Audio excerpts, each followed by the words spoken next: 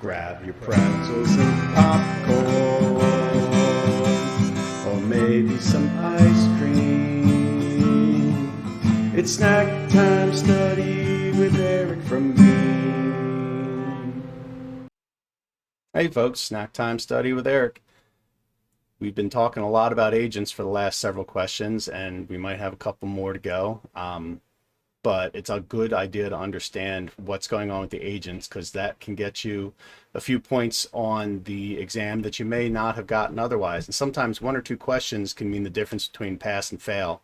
So learning some of these things has a value for that. And it also is good to understand because as much as everything is talking virtual and hypervisor, we're still seeing a lot of agent usage, and not just for workstations, but in servers as well. And there's lots of different reasons to use them. And especially as things are changing with hypervisors, we're seeing more agents being used to accomplish things that may not be possible on certain platforms yet. But for now, agents are very prevalent. I don't expect that to change. So learning about them is a good thing. So let's get to the question. What are the types of protection groups for agents is what we asked yesterday.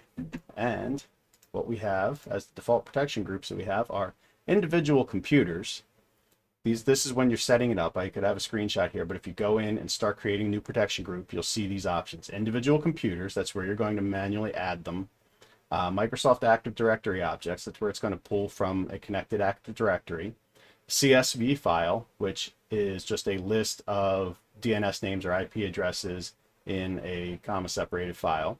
Computers with pre-installed agents, so a scan is done, it collects all that information, and then you can work with those agents and pull them in and manage them.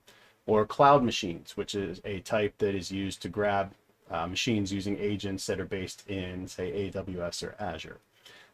Great place to read about all these types is in the protection groups type section of the Veeam Agent Management Guide. QR code will take you right to that. Today's question. Again, on protection groups, again, keeping with understanding what's going on with agents.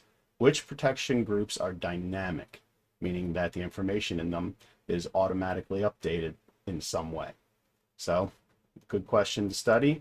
Maybe you've already read it because you're reading about some other things and you get a little easier homework tonight. Find something else to read and study on of your choice if you already know the answer, and come back tomorrow and get the answer from me. Happy studying, everyone.